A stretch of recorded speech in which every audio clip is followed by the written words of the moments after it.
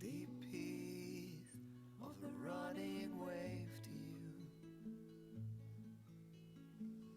Deep peace of the flowing air to you. Deep peace of the quiet earth to you. Deep peace of the shining stars to you.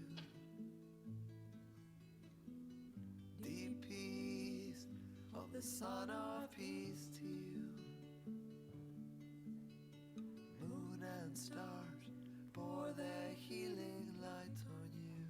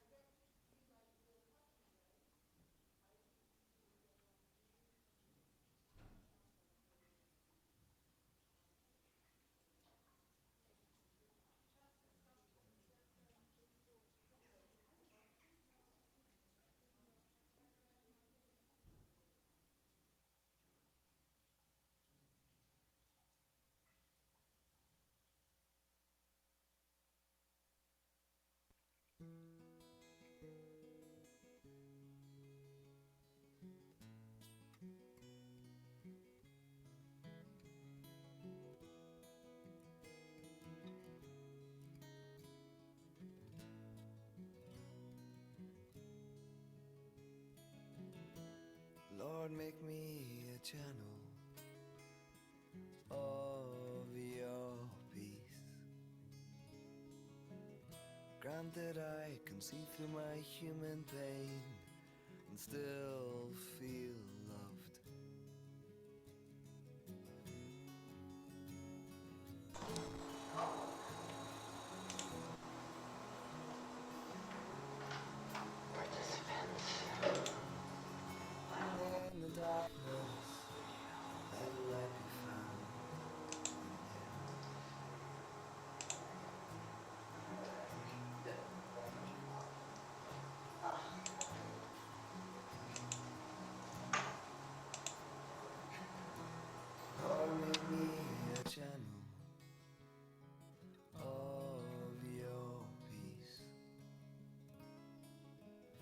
all need to learn to forgive a few more hundred times.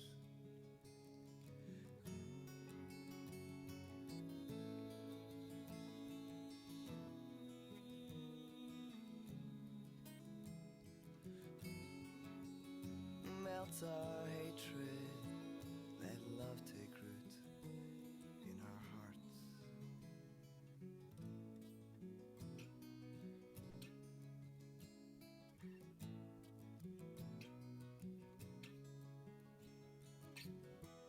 Lord, make me a channel of your peace. Through my own pain and need, let me learn to understand.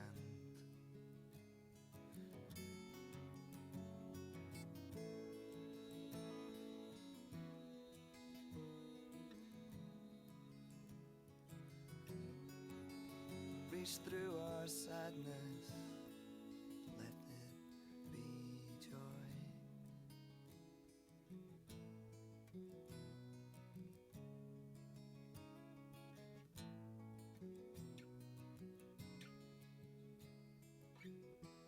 Lord, make me a channel of your peace.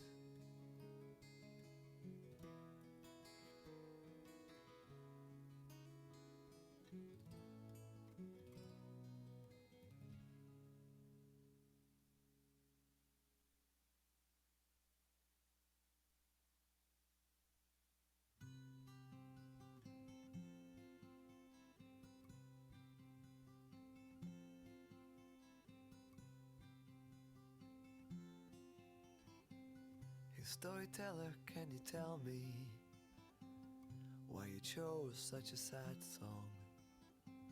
Storyteller, can you tell me what happens to your words after the hurt? 'Cause so much more than we could know, but so much more than we could feel.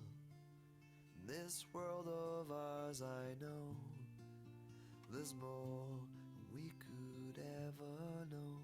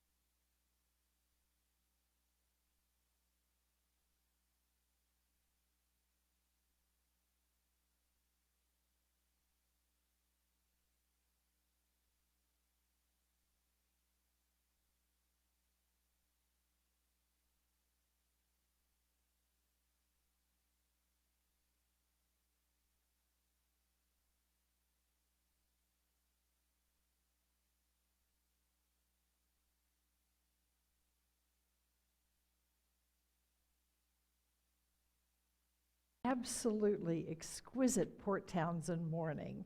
How blessed we are. I talk to my kids back in Texas, and it's been over 100 degrees for, I think, 45 days so far.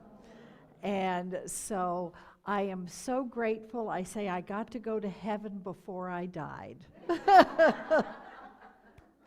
And two of them have come up to visit, and the other one's on her way soon. So welcome this day, and I'd like to open with a beautiful prayer of awareness, and I'll share that as soon as we light our Christ light, which is the remembrance of the divine light within each and every one of us and in all of creation and all of the created world.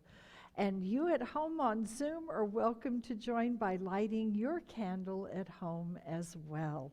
This became a Zoom pandemic tradition that we're doing now that we have what I call inclusive service. Hybrid sounds too much like something from a Star Trek episode. So inclusive, so wherever you are, you can be a part of us. So together, come light, light of God, give light to creation, enlighten our hearts and remain with your world. Come light, light of God, give light to creation, enlighten our hearts and remain with your world. And we center in knowing that we are an authentic, transformative, spiritual community centered in God. We co-create a world that works for all. From Matthew 5:8, blessed are the clear in heart, for they see the living presence. And now from Praying with the Earth by John Philip Newell, from the Iona community in Scotland, a prayer of awareness. At the beginning of the day, we seek your countenance among us, O God. In the countless forms of creation all around us, in the sun's rising glory, in the face of friend and stranger, your presence within every presence, your light within all light, your heart at the very heart of this moment. May the fresh light of morning wash our sight, that we may see your life in every life this day. And with this consciousness, we now open and share our welcome song to one and all that most of us, the first time we heard, brought us to tears. It's like a living prayer, a living promise, a living presence. I am home.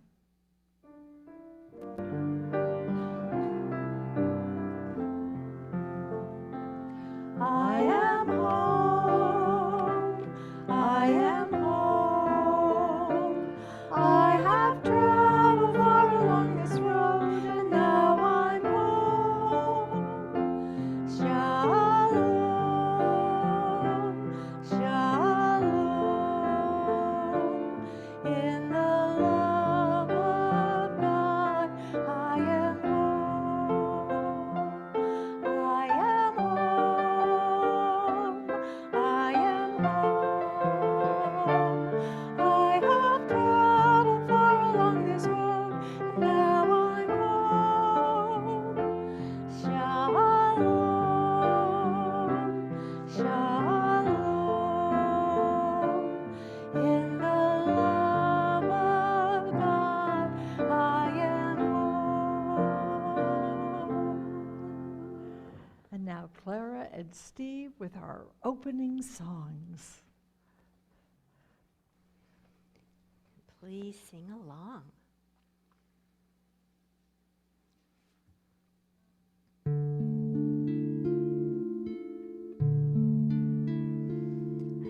As long as we have love, we have a way. As long as we have love, we have a way.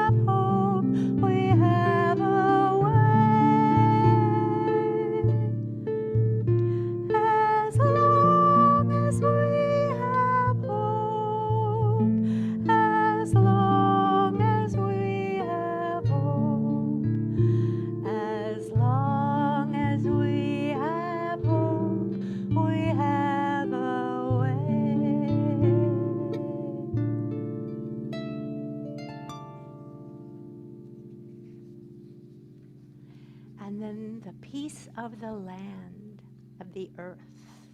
And I need to adjust the levers.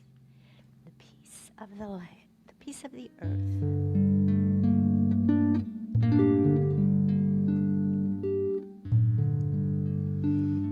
The peace of the earth be with you, the peace of the heavens too, the peace of the rivers be with you, peace of the oceans too. Deep peace falling over you. God's peace growing in you. The peace of the earth be with you. The peace of the heavens too. The peace of the heavens be with you. The peace of the oceans too. Deep peace falling over you. God's peace growing in you. God's peace growing in you.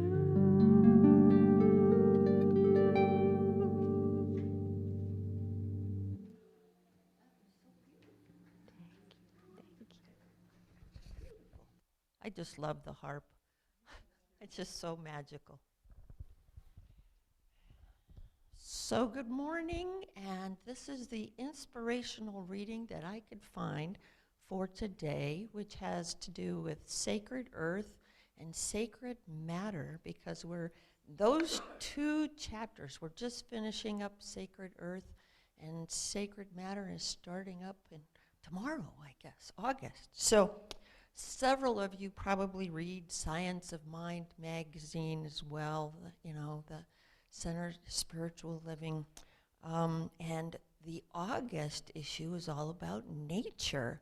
And so, of course, since I got it a little early in the mail and Pam asked me to pick an inspirational reading that applied, I thought, I'm going to read through there and find something that might work. So actually, in the daily readings, the very first one for August 1st struck me because Albert Einstein, has these great quotes that have nothing to do with science and E equal MC squared and all of that. People forget he was a very spiritual man.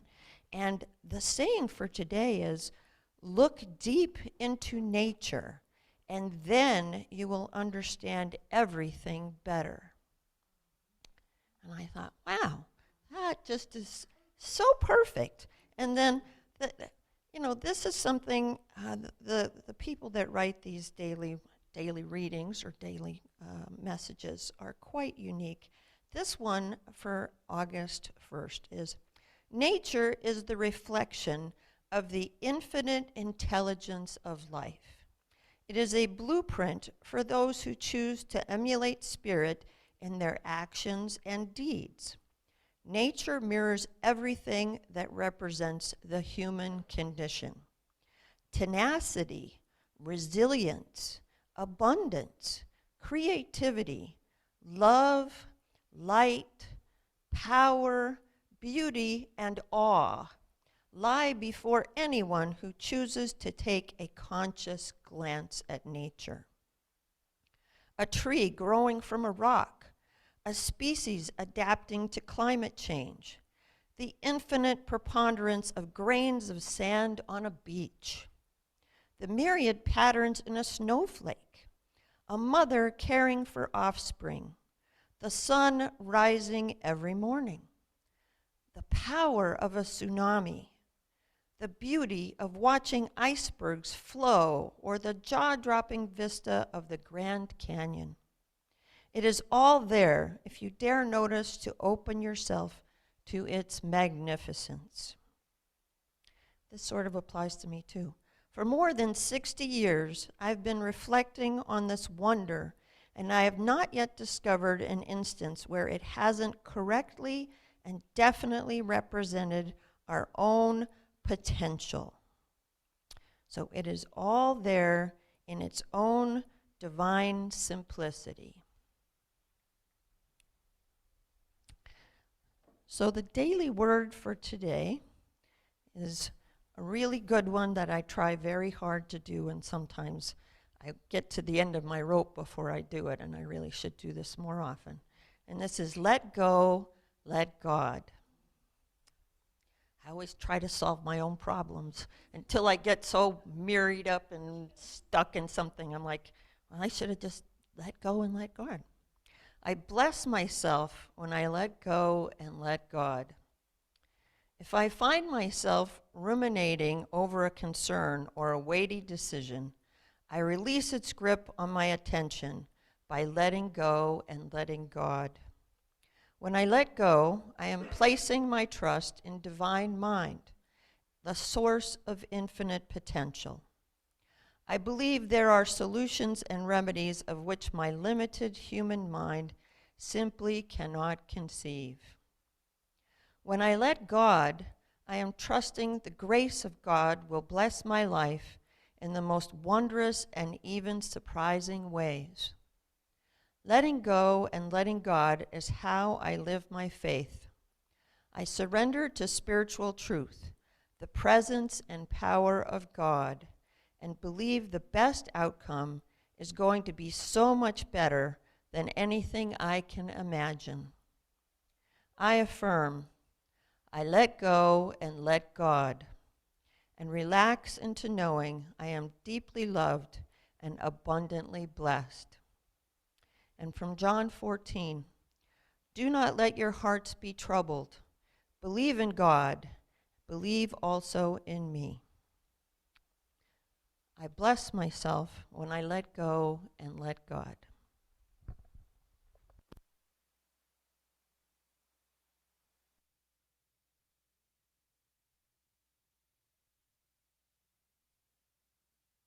In as we're blessed to share a time of prayer and meditation, where we each journey to that sacred place within, but at the same time sitting in the midst of kindred souls who uplift our prayers with us and celebrate their unfolding with us as well. So in this circle of Anam Cara, of soul friends, I invite you to settle in now. And our chant this day that will carry us on our voices and music and energy into our inner sacred space and then back out to the sacred space of our lives is where I sit is holy. So settle in and open to simply be present and to feel love, compassion, grace, and wisdom surrounding, enfolding, and uplifting you.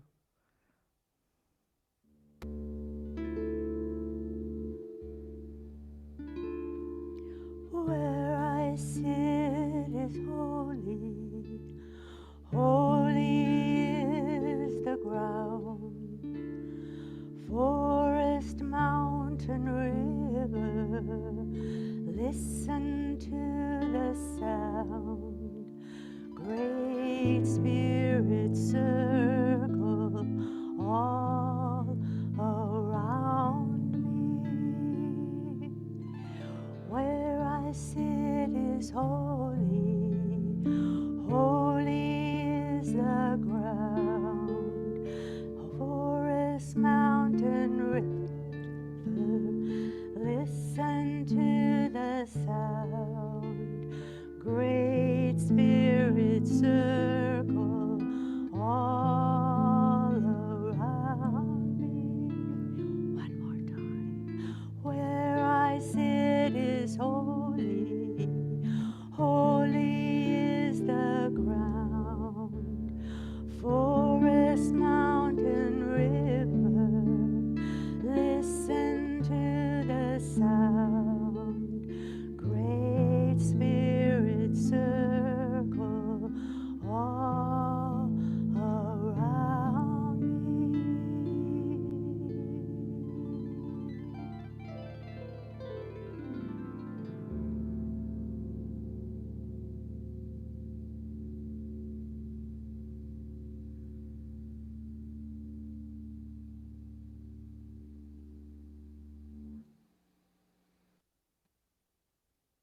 Settle into this abiding presence of the divine. Let it touch you at every level of being. Your physical form as it brings its healing and its energy.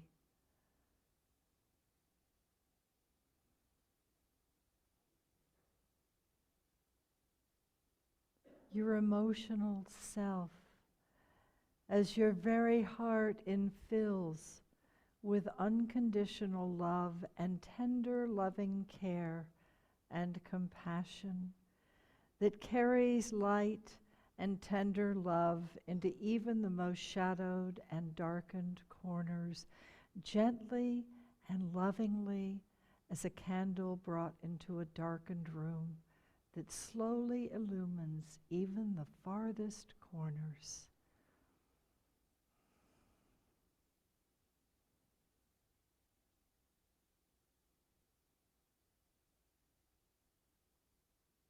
And now let this presence infill the realm of thought and mind, of perception and understanding, and allow the wisdom of the divine that always unites all in oneness, and a peace that passes all understanding. You don't need to figure things out.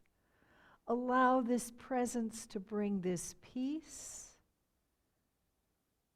and a higher vision of your life and its unfoldings into this presence of your life and you exactly as you are right now, reminding you are blessed and blessing.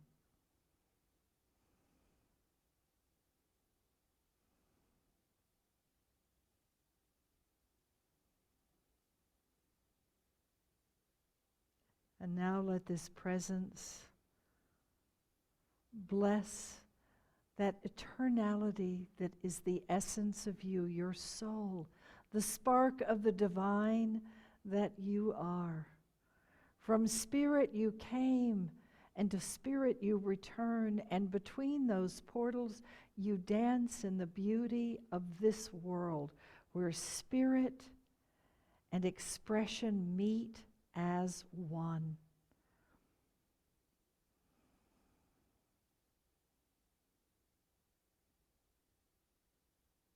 We truly are eternal spiritual beings having an earthly experience for a divine reason.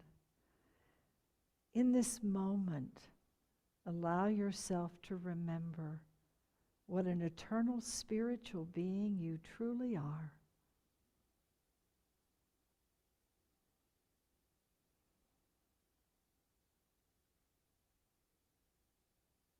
Feel how that is expressing through you and your life this day.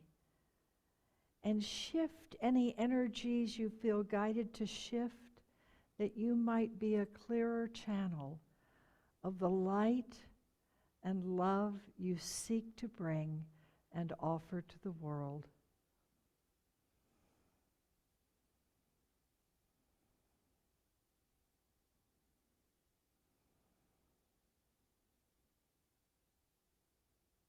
And present in this moment,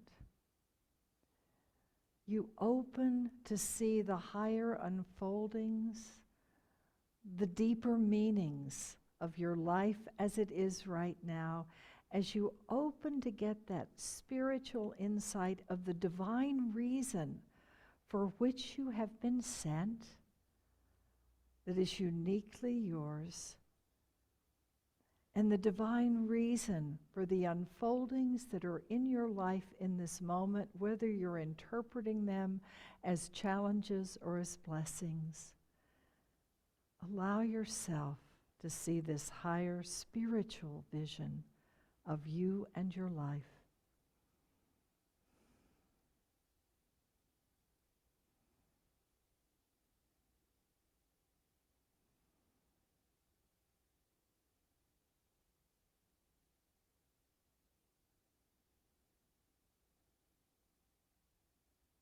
And now in this place of depth connection, I invite you to bring all of the prayers that are yours this day for yourself, for those near and dear,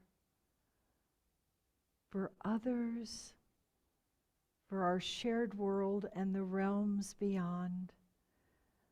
Bring your prayers now and lovingly let go and let God receive them so that the miraculous unfoldings already begin in this moment with faith and grace and love. Silently or aloud, however you are so guided, pour forth into this sacred chalice and holy moment all of the prayers that are yours this day.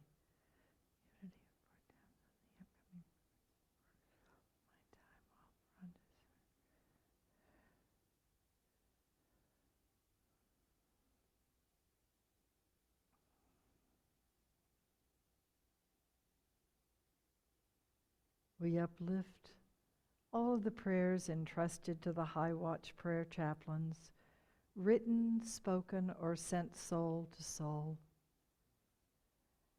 And we unite as one with all of those all around the globe and from all of the spiritual realms who pray for peace this day, who pray peace, and are willing to be expressions of that unfolding peace in our shared world.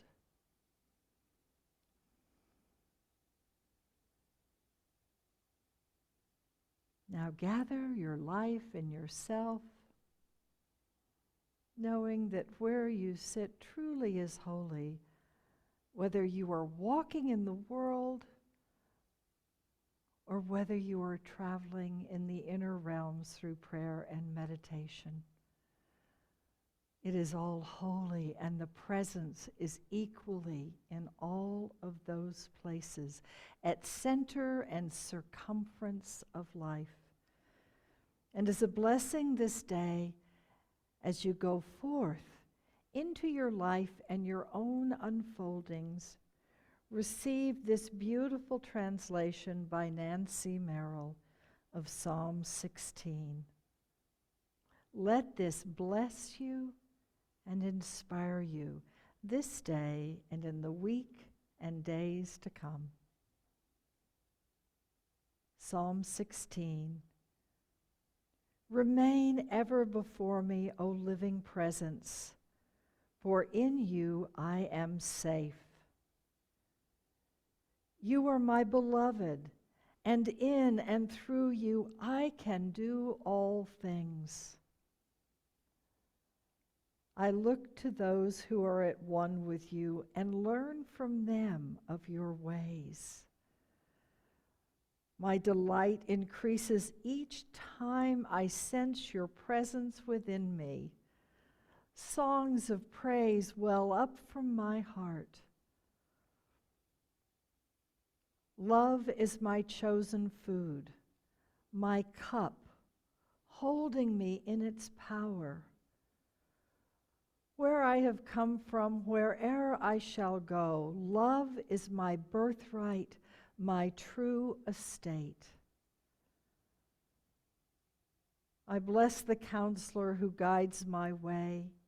In the night does also my heart instruct me. I walk beside the Spirit of truth. I celebrate the light. I bask in the oneness of all.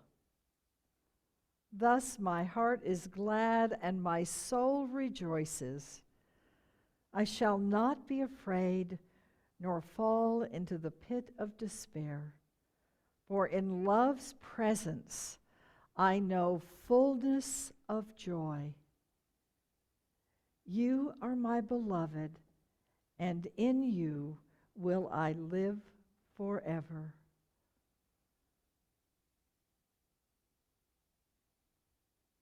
And so, blessed and blessing, let us now once again unite our voices and let those voices and the music and the joy of this world call you back into this outer sanctuary we co-created and are blessed to share, remembering where I sit is holy. Truly, it is so. Where I sit is holy, holy is the ground. Forest, mountain, river, listen to the sound. Great Spirit circle all around me.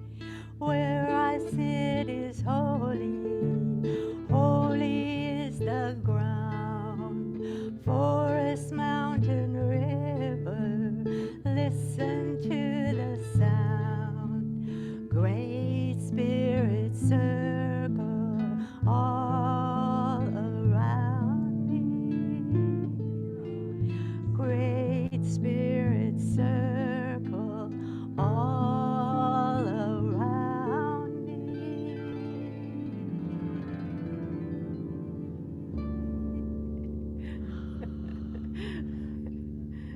Don't you love the sound? I love harps too. No wonder they give those to angels in heaven. So blessings, I behold the divine in each of you. I see the divine light shining from your eyes and being expressed in your life as we walk side by side. So thank you for your dedication and devotion, and for being a chalice through which the presence of the divine is poured every day. And so now the gift of special music, Winds of the Canyon. Yes, my husband Steve and I visited the Grand Canyon. Oh, it's, there are no words grand enough to describe how vast and beautiful it is. And one of the wilderness places still available to us, even though many people go there thanks to the park departments. I just felt the ancientness of the land, a sacredness, and the Native American spirit just seemed pervasive there. So I wanted a song that kind of captured my feelings and my experience of that. So I'd like to share it with you and hope to give you a tiny peek of the Grand Canyon this morning. The winds of the canyon.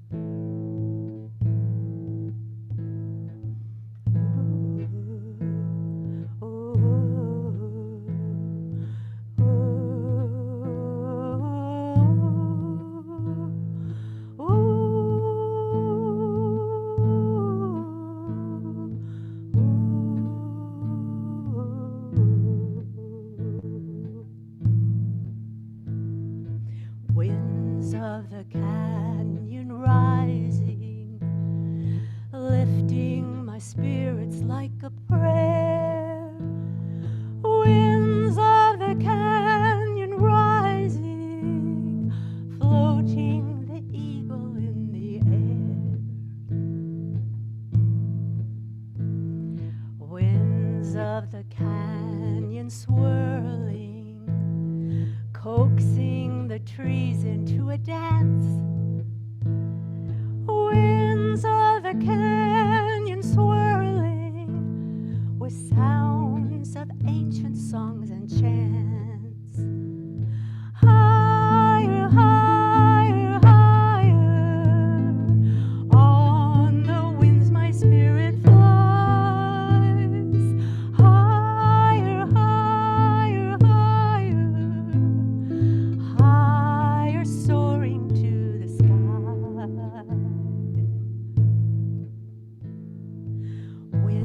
of the canyon breathing like the great unseen.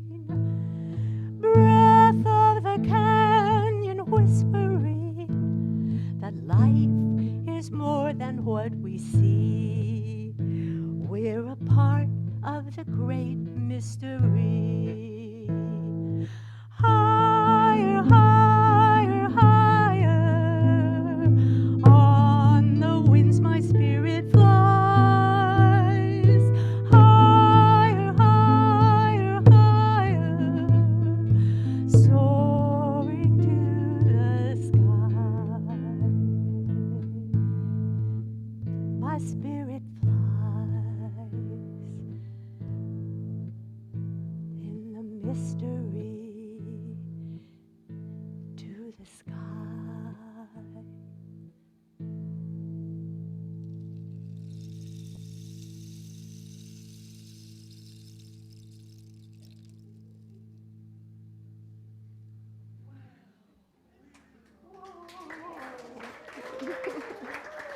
Thank you. Woo! Thank you. Oh, Thank you, Steve. oh, I got God bumps all over. Oh, I just love it. Thank you. Oh, that was wonderful. This year we're studying John Philip Newell's book, Sacred Earth, Sacred Soul. That's the next piece in kind of an ongoing process for all of us together at experiencing Christianity from the Celtic point of view that weaves together the native, earth-based beauty of the world with the beautiful message of love that is Christianity, and weaving them together as part of a greater tradition that is the Church of Amor, the Church of Love, that is the alternate, quieter Christian church versus the Church of Roma and traditional theology. We in Unity are free spirits, and we follow the path of the Christ, but we embrace the living example and messages and seek to be that presence as well, for that is truly what I believe the man Jesus and the Christian tradition calls us to do. And our connection to the earth reminds us to embody that and see the beauty in all things. We're living in a time where science and spirituality are weaving back together again. They were both of one fabric, and then they were kind of torn asunder. And you either believed in science or you believed in spirit, and it was like never the twain shall meet. And that was part of that old theology of earth bad, heaven good. Jesus and the angels good, you bad. Even though that was never the message that you find, all you have to do is pick up the current canonical book that we call the Bible and read the words of the man Jesus and see his messages. He connects all the time with nature as ways to explain things to us. Because like the reading this morning, nature and we mirror each other. Corinne Helene says, we are a cosmos in miniature, and the cosmos is us. We are the same and one. And so we've been doing the chapter on John Muir and on Sacred Earth. And this coming month, we've got wonderful guest speakers. I'll still be here, but I'm going to take a breath for a bit and still be here with love and presence, but let other people share their gifts and their talents and let their lights shine as I support them in doing that. And the next chapter for August, though, is Spiritual Sacred Matter and Teilhard de Chardin. And I'm like, oh my, I love Teilhard de Chardin. I can't miss that month. So I'm starting today with a message of Teilhard de Chardin. And on the different Sundays, I'll just do a neat quote or something special from him. And then when we start back in September with the book, we'll do one Sunday again on Teilhard de Chardin. Teilhard de Chardin was absolutely amazing. He grew up and had this deep connection to the divine presence, even when he was a child. He said, "At the heart of matter is the heart of God." Isn't that beautiful? At the heart of matter is the heart of God. And as a child, he always saw, as he would go out into nature, something shining forth from within, the beauty of the world, the animals, the people, that he said each one was like a burning bush, which we talked about last Sunday with John Muir.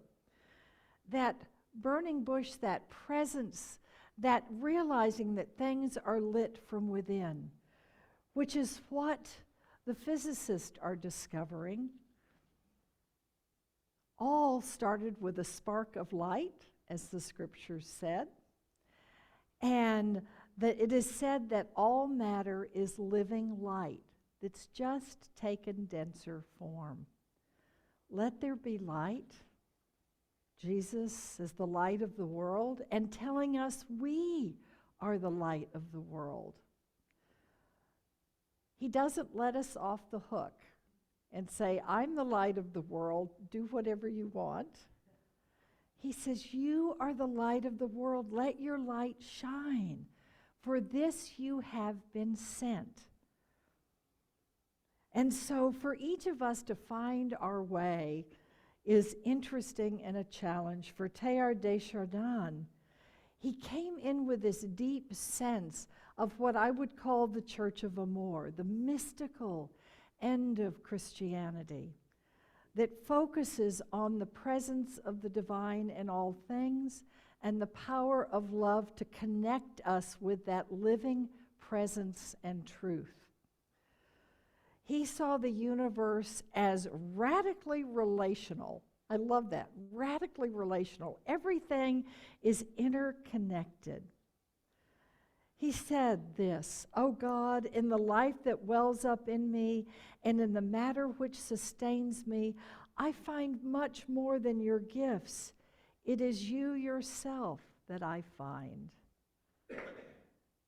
He became a dedicated priest, man of the church, a teacher, joined the Jesuit tradition, which encouraged him to study and to explore, but which at the end of his life turned on him and did not like what he was saying. And he was, at the end of his life, having to live his truth with a clarity and a presence that relied on true grace, because the outer world was not responding to this beautiful message that he had. It fits so totally with how our spirituality has evolved. He had a mystical experience at age 30, which transformed him completely. He said, this passage from Matthew 14:27 came to him. "Ego sum noli temere." It is I, do not be afraid. That is actually on the Magdalene window in the south of France, in the cave where the Magdalene went. Those words are on one of the stained glass windows. It is I, do not be afraid. He said, let us leave the surface and without leaving the world, plunge into God. Without leaving the world. One of my favorite scriptures has always been that be in the world, but not of the world.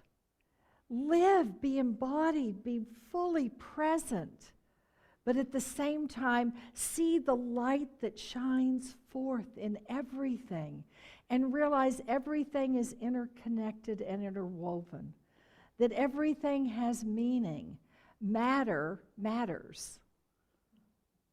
Everything has soul essence and soul meaning. He said, do not be afraid to see matter as sacred. Do not be afraid to adore this life and light that is deep in all things. It is I. In the 1920s, he said that love of Christ and love of earth would be the twin poles of future Christianity. Be in the world, but not of the world. Love of earth, love of the soul, the sacred. As I studied this, I kept coming back to a book that I got a number of years ago. I was blessed to hear Jean Houston, the great psychologist and evolutionist and just all-round fascinating mystical woman.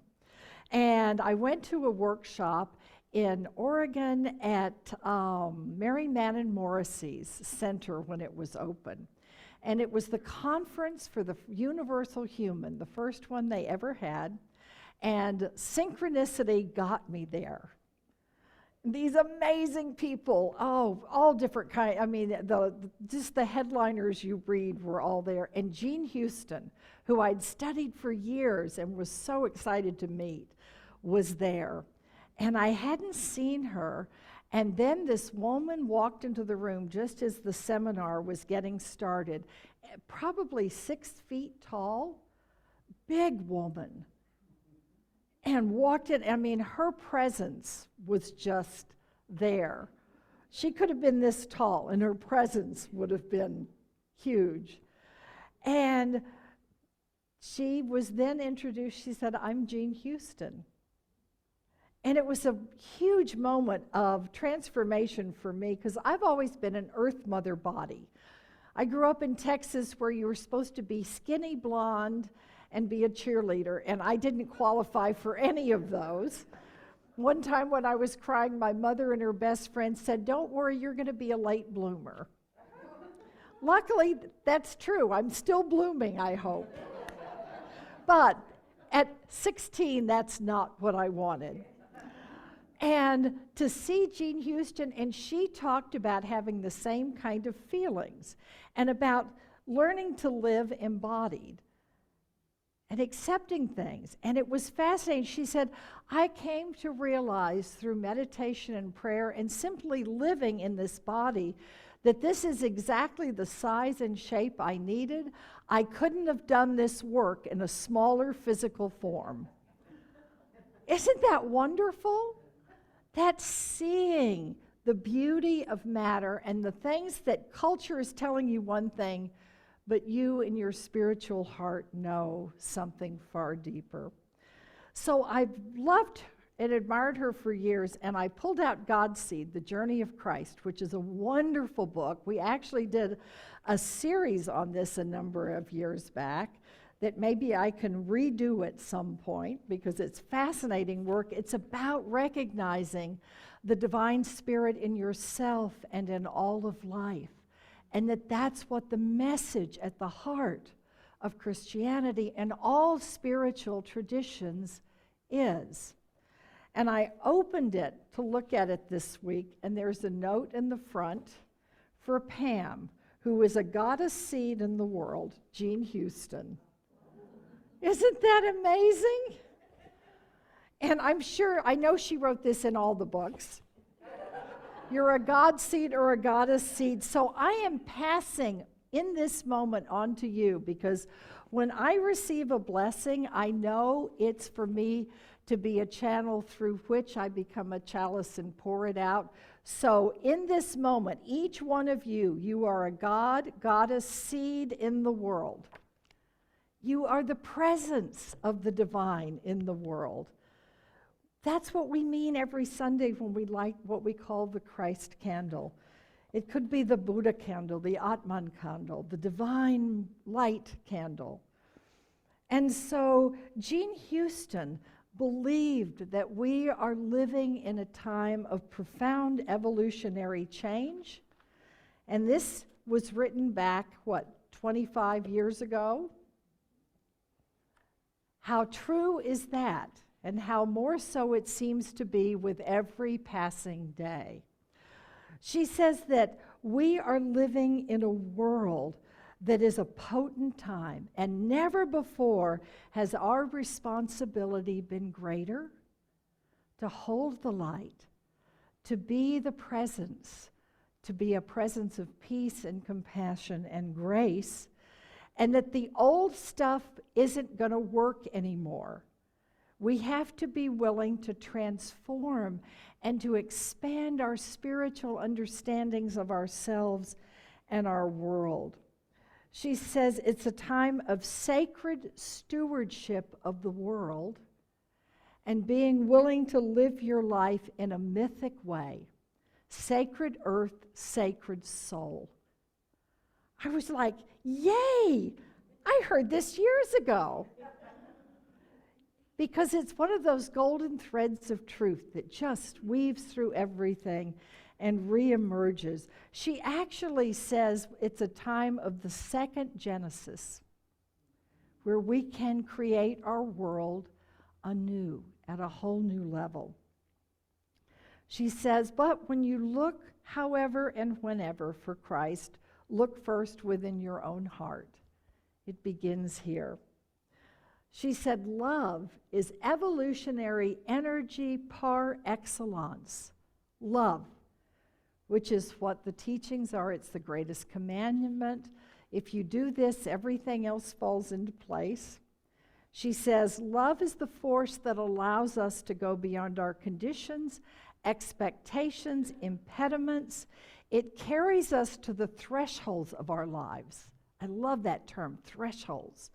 Portals, new possibilities, and allows us to be seized by possibilities. In high empathy, there is always high empowerment and a quickening of the Christos, that spiritual energy. And so I pulled this book out, and I'd forgotten some of the stories about Jean Houston. And so I want to share a little, because each one of us has our own spiritual journey. One of the things that when I do celebrations of life, memorial services for people, one of the things that fascinates me is watching like a slideshow or hearing people from different times and places in their life share. And you tend to see the person that's kind of standing before you now. And it's so wonderful when you take a moment and realize how rich that person's life has been to bring them to this moment. And the more we can share that, I think, the more we can see that spark of the divine. Jean Houston was born into a very interesting family. Her mother was Sicilian Catholic, first generation, but she also dabbled in Christian Science. So she dabbled in New Thought. Her father was a Southern Baptist and went between various Protestant sects, he calls. He had a great sense of humor and believed that humor was the key to spirituality. And so his humor would frequently get him in trouble. Jean inherited that. When he first met Jean's mother, the priest said, you have to be Catholic to marry her. And so he said, okay, so he did all of the stuff, and the priest at the end just said, you know what? You are absolutely the most pagan and yet loving person I've ever met. He said, I don't think you'll ever be a full Catholic. Can you just promise you'll raise your kids in the church? And so Jean then went to Catholic school as a child. Her grandmother was profoundly influential for Jean. Her grandmother was a follower of the Marian tradition, Mother Mary, the Madonna. And she had a group of women that would gather on Sundays before they went to Mass to pray with and talk about the presence of the divine feminine in their lives and how that presence was there. I think about going to Sainte Mary's de la Mer, where according to legend, Magdalene comes ashore, and Saint Sarah is down in the crypt there, and the local women go and talk to her every day, some of them, and tell her what's going on in their lives and ask for her prayers and her blessing. That's the sense I had that Jean's grandmother had with this circle of women. And she asked her grandmother, she said, why is it you all are studying the Madonna and not Jesus? And she says, oh, honey, this is what comes from our hearts. This is how Holy Spirit moves from us. And besides, it's always the mama who does all the work. So she grew up with this love of the divine feminine through her grandmother, and seeing it woven into the Christian faith in new ways other than those that were generally being expressed then and even now. At age 6, she had a really profound moment. At school, she'd gotten in so much trouble for asking questions and telling jokes, and the nun was talking about how Jesus walked on water, and she raised her hand and said, is it possible there were stones underneath the water that he stepped on? So this had happened so many times. The nun had put on the board in black letters, Jean's years in purgatory. And every time she would say something or question something, the nun would put another X, and each X represented 10,000 years in purgatory. She went home one day with her dad and cried, and she said, I've got like 6 million years in purgatory. And her dad, with his humor, said, no, and talked to her, and then he took her by the hand and said, we're going to go see a movie. Come on. He was in the film industry. And so they went down the street, and he said, we're off to see Purgatory, to the chant of the Wizard of Oz, to give you a sense of her dad and how she grew up. The movie they go see is the Song of Bernadette. Yes, the classic Song of Bernadette. And so she was so moved. Her dad laughed during the movie, and she told him to leave because he knew the actress that was the lead. And he said, I can't believe she's playing this virginal child. So out of here. So she was so moved that she was touched to tears. And when the film ended, she said, I've got to go. And she ran all the way home because she wanted to find her grotto where she could commune with the lady that her grandmother had told her so much about and that Bernadette had seen in this vision. So she goes upstairs, and there's a deep closet upstairs where they keep stuff, and she pulls things out, and in the back of the closet is the family dog who's just had 8 puppies. So she moves them out into the room, the mother and then all the puppies, and then she sets up a little altar. And this is her grotto to commune with the divine. And so she goes there, 6 years old, and she waits and she prays, and she said, I'll give up ice cream and candy for a year if you'll appear. I'll give up ice cream and candy for 5 years if you'll appear. She waited and prayed and was open, and nothing happened. And she finally realized that she'd spent all of this time, and it had been a long time because the dog had returned with all of the puppies, and they were all there at her altar, which personally I think is profoundly sweet and connected. Those puppies knew what was going on. So she created this prayer space, but it didn't come in the way she was anticipating. Isn't that true for so many of us? You pray for something, and it comes, but not quite the way you expected it. And so she finally gives up, and she goes to her bedroom and looks out the window and is just in tears. She didn't come visit me. I tried. And then she noticed a fig tree in her backyard. And she said, perhaps it was her innocence, her openness, her willingness, but in that instant, the fig tree came alive for her. And she said it was like, the way she described it, the key turned and the door to the universe opened. It wasn't in the closet in the box. It was looking out of the box into the manifest world. And that moment changed her life.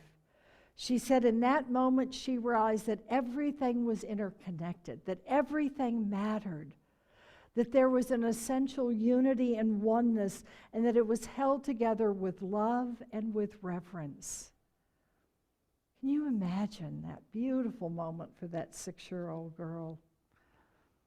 Changed her life. And you can see it in all of her writings and teachings to this very day. That moment shines forth.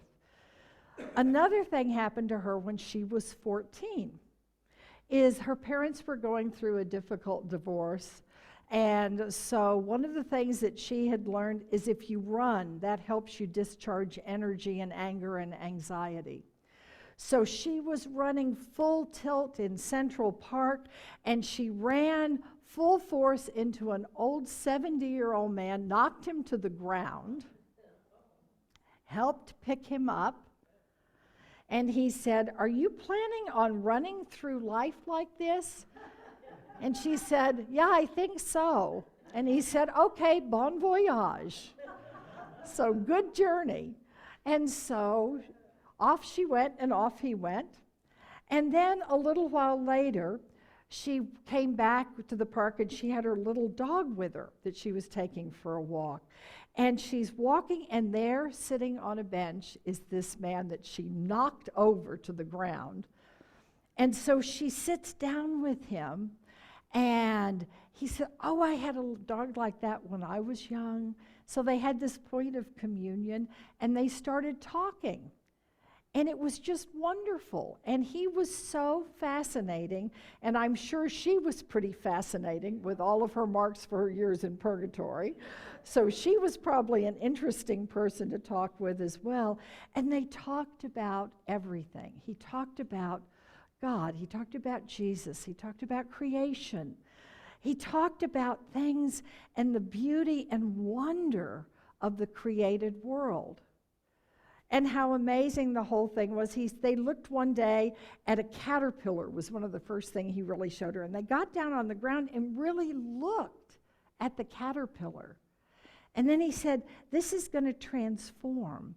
And he said, "What about you? You're a caterpillar right now, even though you're almost 6 feet tall. But what are you going to be when you become a butterfly? What do you see for yourself? In this moment, what do you see you could transform into being that is more beautiful, more full of light and flight than ever before?" So they did this for years, and it was over a year that they would meet a couple of times a week when she would walk the dog in the park. And the last time was in Easter 1955, and she said they talked for almost an hour. And she had brought a snail, and he said, "Oh, escargot," which began a whole conversation, and they talked about the cosmos and the stars and the earth and her and him and how it's all connected. And at the very end of talking for almost an hour, he looked at her and said, "Omega, Omega, Omega." Everything. And then he said, "Goodbye, Jean." And she said goodbye, and they parted. She came back over and over, and he never returned. Number of years later, she was given the amazing book, Phenomenon of Man, written by Teilhard de Chardin. The man in the park, she called Mr. Thayer, because she couldn't figure out how to pronounce his long French name. Phenomenon of Man by Teilhard de Chardin.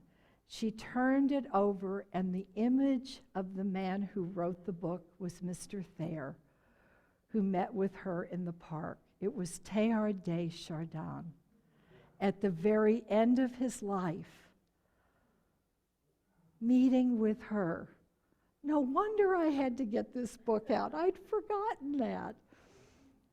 And then what was even more wonderful was she realized that this cosmic omega theory of how everything is connected, he had been teaching her from the beginning. But what she didn't realize is that she was also teaching him. She went and spoke many years later, and a very, very old Jesuit came up to her after she finished speaking, and I'm sure she mentioned her connection with Teilhard de Chardin. And he said, I lived with him at the end of his life, and it was such a difficult time, but he tried to find the grace and the beauty in everything and in the midst of everything. And he said one of the things he talked about as being a highlight was meeting a young girl named Jean in the park with whom he would speak. Sometimes we don't realize what a difference we make in the world. We don't realize who we're talking to. The gifts they're giving us, the gifts we're giving them. He said, the important thing is to see all as thou. I love that term, thou. That old term that means ensouled. I see you beyond you. I see the thou in you, the soul essence. He said it was important, of course, to live through the worlds and to be present. And Jean said he taught her that she was in a universe of friendship and fellow feeling, a companionable universe filled with interwoven presence and with the very dance of life. Teilhard de Chardin believed with all of his heart, we are here to transform and enlighten ourselves and our shared world.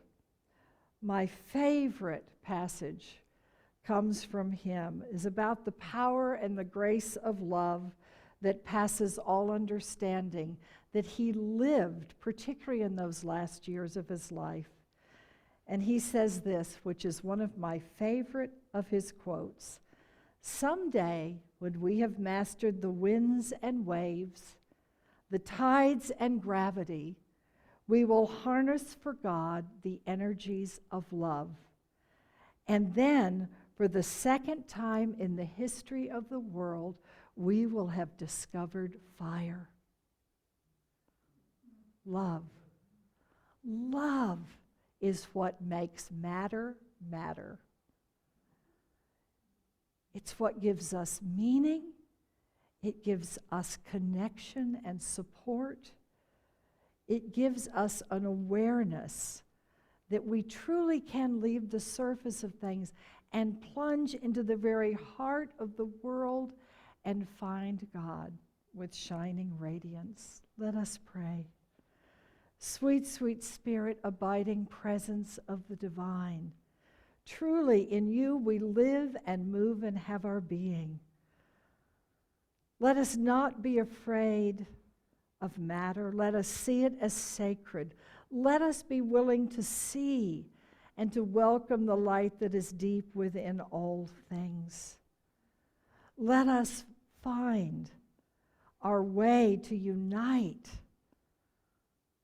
our inner and outer lives, our hopes with our possibilities, our fears with our transformations. Let us be willing to dance the dance of life with grace and with wonder and with love. We go forth remembering, ego sum nihilo timere. It is I, do not be afraid. And so it is, Om, Amen, and blessed be. And now, a piece of inspirational song for you to sing, and I love this. This song actually comes from Sister Monica Ellis, and I've been down on retreat at the St. Placid retreat center that's down south of Olympia. And this was one of the sisters that I met when I was on retreat there. And this song came across somewhere. It was in one of the newsletters, I think. And it's written by one of the nuns of the tradition down there. And so we'll share it today. Why don't you stand so that you can start embodying through your body and your voice and your heart and your mind and your consciousness the message of this day, that all is truly holy. And the first line is, we stand in faith. Yes.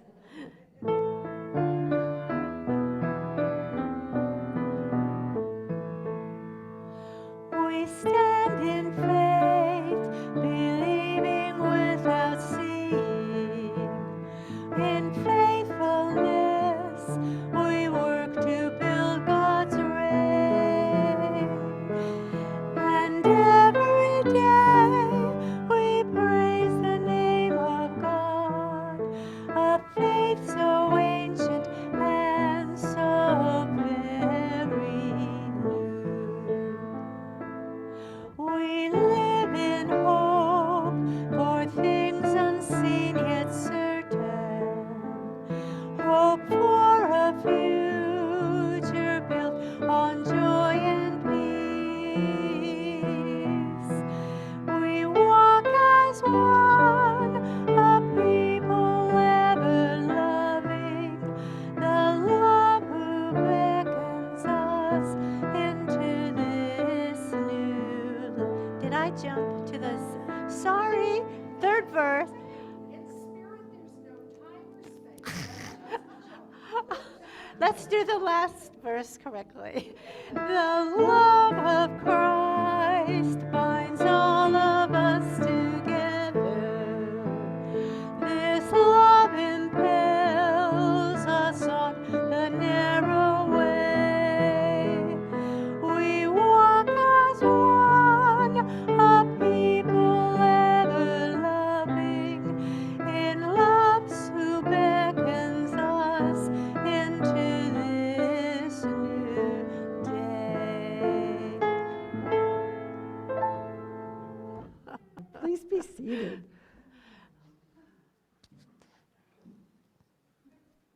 And now we come to the time in our service for the offering and for sharing our gifts. And I would like all of you to join me in our normal statement that we say at this time. Divine love as me blesses and multiplies all that I am, all that I have, all that I give, and all that I receive, and I am grateful. On their way, already on their way. Give thanks for unknown blessings, already on their way.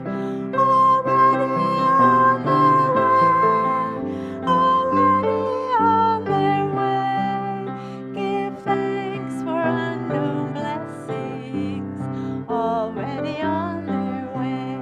Yes, they're already on their way, already on their way. Give thanks for unknown blessings, already on their way, already on their way, already on their way. Give thanks for unknown blessings, already on their way, already on their way. Oh, sweet, sweet Spirit, we give thanks for all those unknown blessings already on their way. We give thanks this day for these blessings that have arrived to bless this spiritual family and the work we do and the light we hold.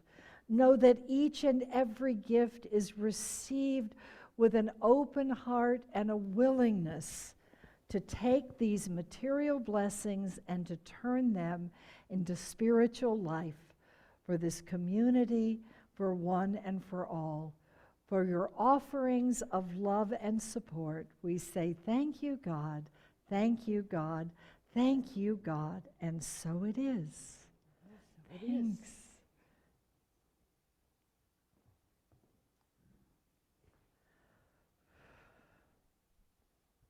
Okay, now it's time for announcements.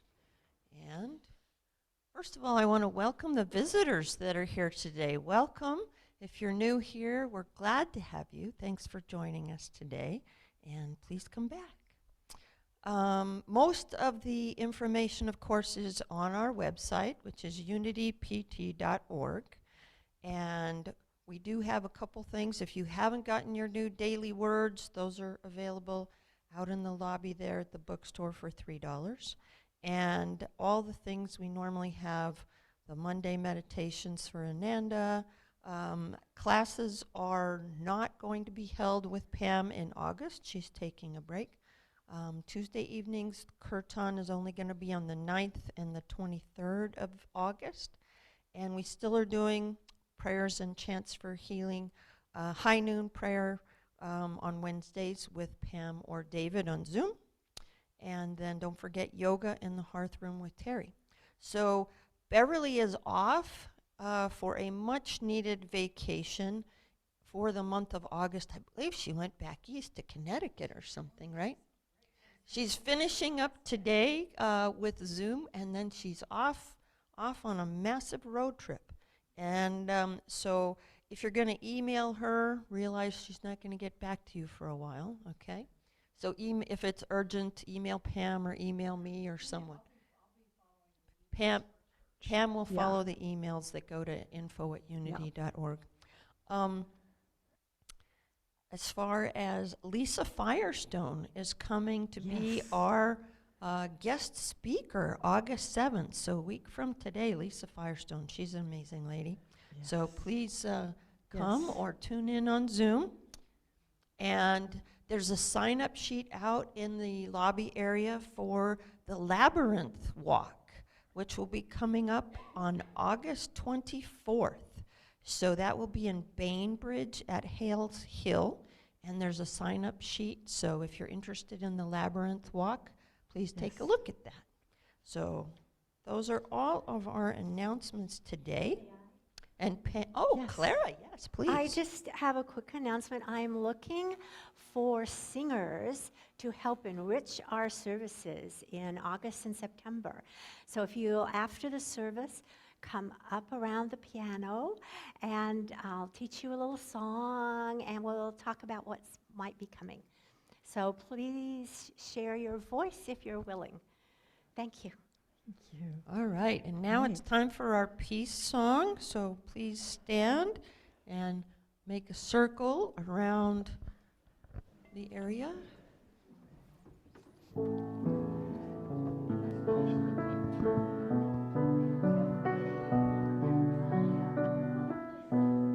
If you can come for just a second to the center, we want to give you a blessing. Come on out, Beverly. Woohoo! There we go. Come on to the center. They're heading over for Seattle after service today, and they're going to the East Coast for a family gathering with all of Beverly's brothers and sisters. Yay.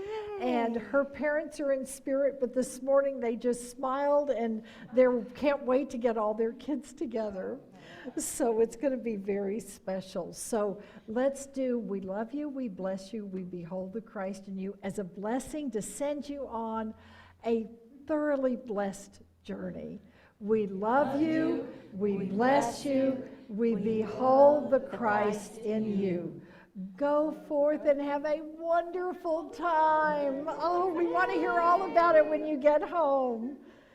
Yes, and so it is. Yay!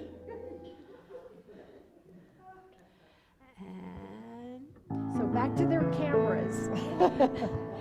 yes, there is peace on earth, and yes, it begins with me.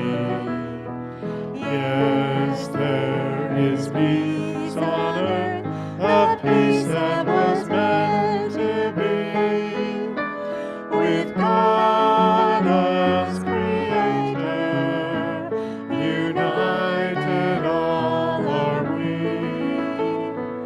Yes, we walk with each other.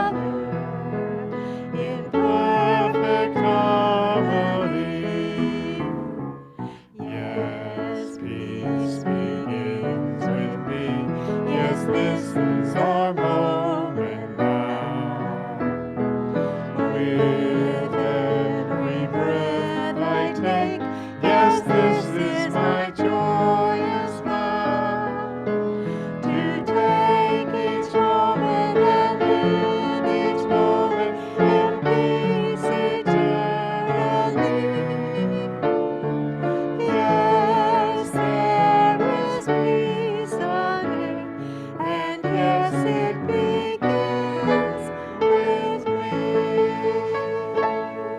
And we know the light of God surrounds us, the love of God enfolds us, the power of God protects us, the presence of God watches over us.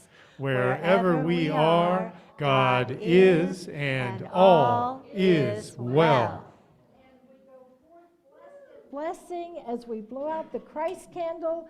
Each of you is carrying that light out into the world. So go forth blessed and blessing.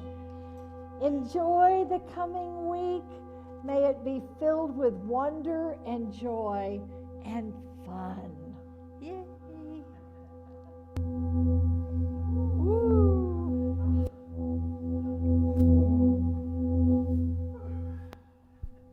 Ooh, that bowl was on today. Thank you. Woo.